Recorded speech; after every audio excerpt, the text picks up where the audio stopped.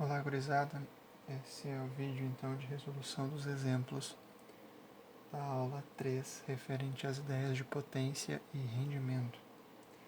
O exemplo 1 diz assim: um forno elétrico cuja potência é de 1000 watts. Então vamos organizar o nosso raciocínio. Esse é o exemplo 1. E a gente tem ali uma potência de um forno de 1000 watts. E esse forno assa um bolo em 40 minutos. Então a gente tem um tempo de operação de 40 minutos. Qual a energia consumida pelo forno durante o processo em joules? Então a letra A pergunta qual é a energia consumida na unidade de joules especificamente, e a letra B faz a mesma pergunta, só que na unidade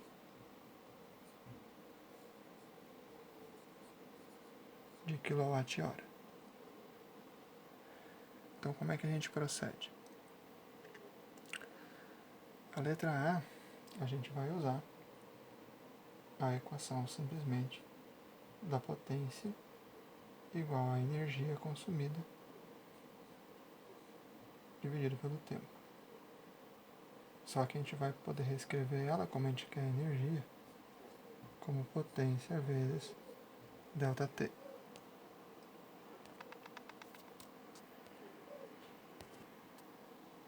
A partir dessa equação, então, a gente consegue calcular a energia, porém a gente tem que cuidar com as unidades de medida. A gente sabe, por definição, que o watt é joule por segundo, então esse tempo a gente precisa ter em segundos. Multiplicando por 60, então a gente tem 2.400 segundos. Então, de posse da potência em 1 watt do tempo em segundos, a gente consegue calcular a energia em joule. Então, para a letra A, a gente vai ter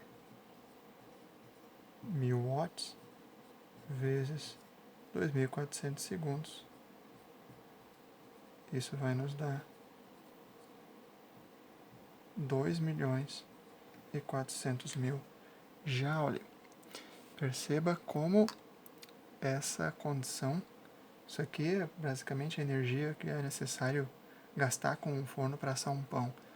É um número absurdamente grande em dígitos, por uma coisa tão doméstica e simples quanto assar um pão. Então, é por isso que a gente não usa em faturas de energia a unidade de joule.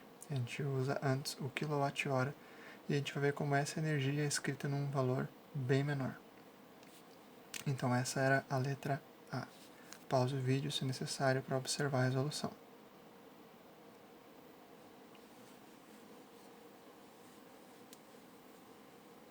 A letra B, a gente precisa ter energia em quilowatt-hora. Para a gente obter em quilowatt-hora, ou a gente converte a que a gente tinha em joule para essa unidade, ou a gente usa, em vez de watt e segundo, a gente usa kilowatt e hora. Kilowatt vezes hora, quilowatt-hora. Então aqui a gente pega em kilowatt, basta dividir por 1000, então a gente vai ter aqui a potência em 1, e o tempo em hora. 40 minutos é equivalente a 2/3 de hora, ou 0,66666. Isso vai ser igual, então, logicamente, a aproximadamente 0,7 kWh. W só que é maiúsculo, o K e o H é minúsculo.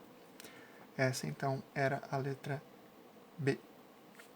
A letra C pergunta se o calor que é passado ao pão ou ao bolo, ele é maior, menor ou igual a essa energia.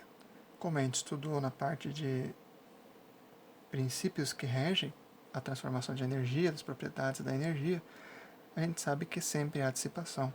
Então o calor passado para o pão é menor do que isso daqui. A gente também sabe, por experiência própria, né, quem, acredito eu, já chegou perto de um forno, sabe que ele esquenta também na parte de fora. Então isso é energia dissipada, porque não vai para o processo ao qual ele é desenhado, ao qual ele é útil. Então esse é o exemplo 1. O exemplo 2 diz o seguinte: se um carro possui potência de 75 HP, ou seja, o motor dele possui potência de 75 HP,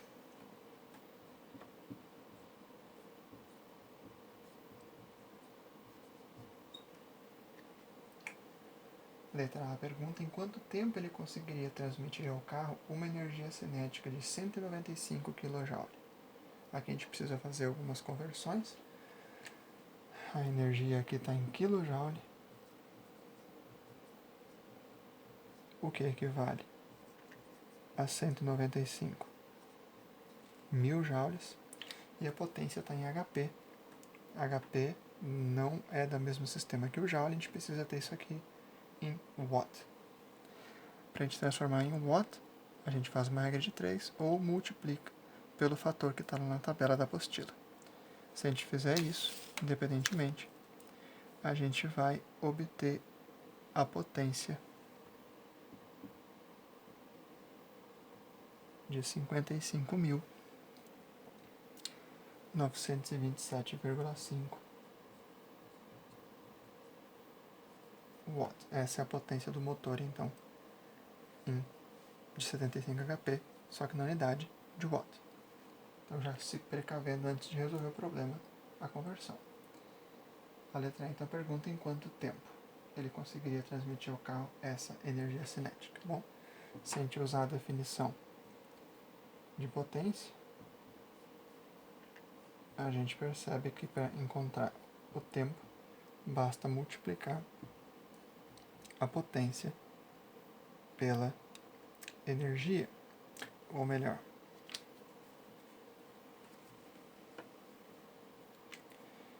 basta a gente dividir a energia pela potência. Fazendo isso, a gente vai obter 195 mil joules dividido por 55.927,5 watts. Isso vai nos dar um tempo de 3,5 segundos. Essa, então, é a letra A.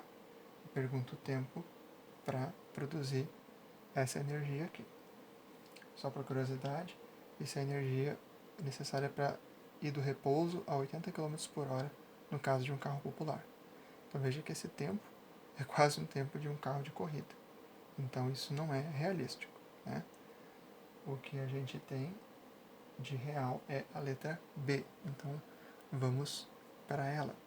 A letra B acrescenta que o rendimento do motor do carro é de 0,3.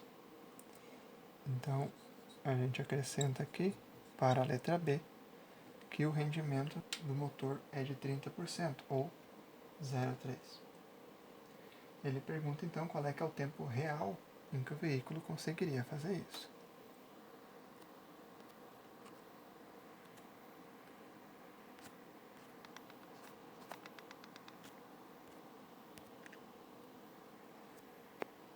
A gente vai fazer isso da seguinte maneira, então.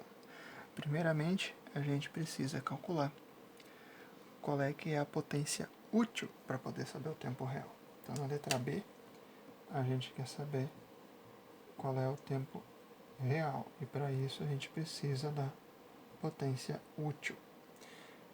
Como o rendimento é igual a essa potência útil dividido pela potência nominal, então a gente consegue encontrar a potência útil através do produto do rendimento e a potência nominal. Então a gente vai multiplicar o 0,3 pela potência nominal do motor, esse 55 mil aqui. Fazendo isso, a gente vai obter o resultado. Só Só vou apagar porque o espaço está um pouco curto aqui. A gente vai obter o resultado de 16.778,25 watt. Então, essa é a potência útil do nosso motor, dado o rendimento dele. Então, com base nessa potência, a gente agora pode calcular qual é que é o tempo real. Então, pausa o vídeo se necessário, copie se você quiser no seu caderno, e vamos à próxima etapa, então, que é calcular o tempo.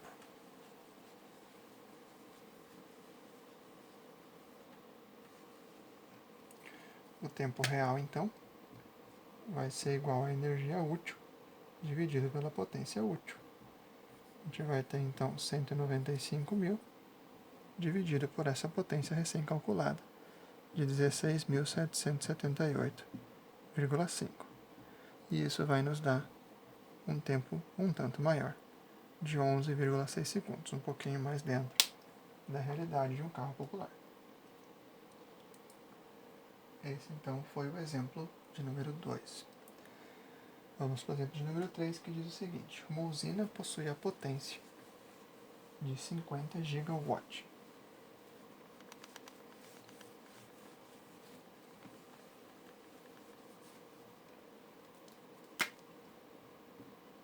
Então, a potência da usina é de 50 gigawatts. Se uma casa, então a gente tem uma casa com um consumo de 200 kW, então isso aqui é por casa e por mês, segundo o enunciado fala. Se uma casa consome mensalmente 200 kWh, quantas casas podem ser abastecidas? Então aqui a gente vai ter uma pergunta que é o número de casas que pode ser abastecida por essa usina aqui. Então o que a gente tem aqui? A gente tem pela própria definição de potência, que a potência é igual à energia consumida ou convertida pelo tempo em que ela é convertida. Então, onde é que vai aparecer esse N aqui? Ora, a potência da usina é igual a toda a energia que é transferida dela. Então, a gente vai ter a energia de uma casa vezes o número de casas, dividido pelo tempo que a gente está falando, que é de um mês. Então, a gente precisaria pegar aqui, já olhando as unidades, ter a potência em kilowatt em vez de gigawatt, para poder casar aqui. E em vez de mês, a gente precisa ter ela em hora. Então, vamos trabalhar com esses dados aí.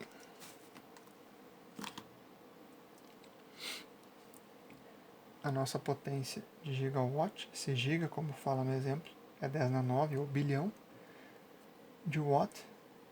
Então, isso equivale a 50 milhões de kilowatt. Então, a gente já tem parte convertida, agora a gente precisa do tempo, em vez de mês, em hora. Como o mês tem cerca de 30 dias, basta multiplicar então por 24. A gente vai ter que o nosso tempo é de 720 horas.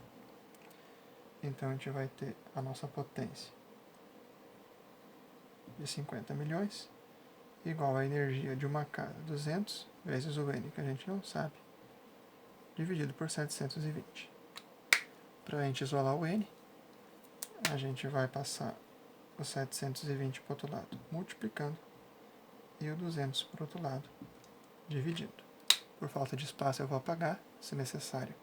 Pause o vídeo e copie.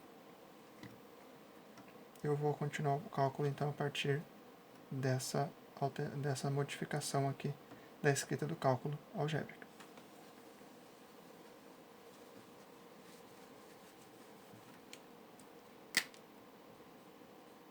Então, o nosso tempo, ou melhor, o número de casas, vai ficar igual a 50 milhões vezes 720 dividido por 200, o que nos dá um número parece aparentemente absurdo, de 180 milhões de casas. Vamos analisar esse dado então, 180 milhões de casas. Por que ele ficou tão grande? Potência de usinas não são geralmente tão grandes assim, elas são da ordem de alguns megawatts. Então essa usina aqui está muito potente, por assim dizer. Outra coisa que altera é que isso aqui é a potência nominal da usina.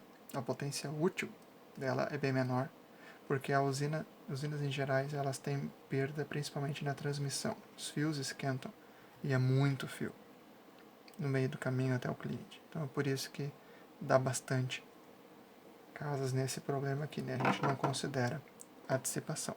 Então esses são os exemplos que eu precisava resolver com vocês. Façam os exercícios lá, de acordo com os exemplos que eu dou aqui, e também no vídeo de apresentação das ideias de potência e usina. E até a próxima então. Bons estudos!